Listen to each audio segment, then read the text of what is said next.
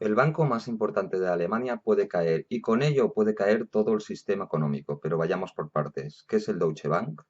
El Deutsche Bank es un banco de inversión alemán, el más grande de Alemania. Como banco de inversión, su campo de acción no está orientado al gran público, sino a operaciones de capital, de compra y venta de valores o de financiación y asesoramiento de grandes empresas.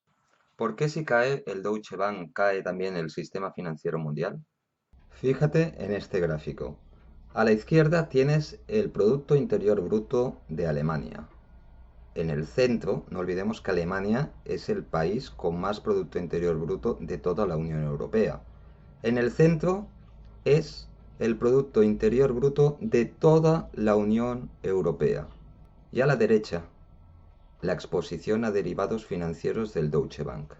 Mirad el volumen que tiene este banco en comparación a Alemania y en comparación a la Unión Europea.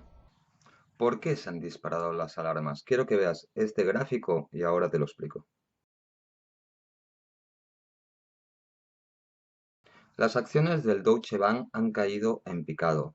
Tienes que pensar de que llegaron a pagarse la acción, el precio de la acción estaba a 100 euros. A día de hoy está a 14,74.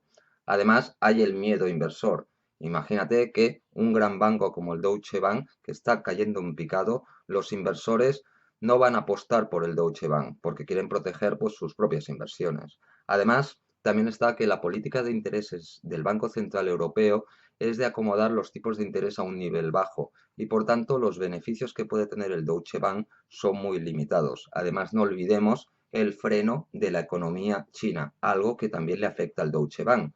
Además, una cosa importante, Deutsche Bank como banco de inversión trabaja mucho con las materias primas, entre ellas el petróleo. Fijaros el precio que está el petróleo y algunas materias primas. Por tanto, la posibilidad de que el Deutsche Bank crezca es prácticamente imposible. Por eso es un peligro para la economía mundial que el Deutsche Bank caiga, porque además no habría dinero, podríamos decir, no habría dinero para sostener una caída del Deutsche Bank y toda la repercusión que habrían en empresas, en pequeños inversores y demás. Y ahora te voy a dar un último dato para que veas lo importante que es el Deutsche Bank.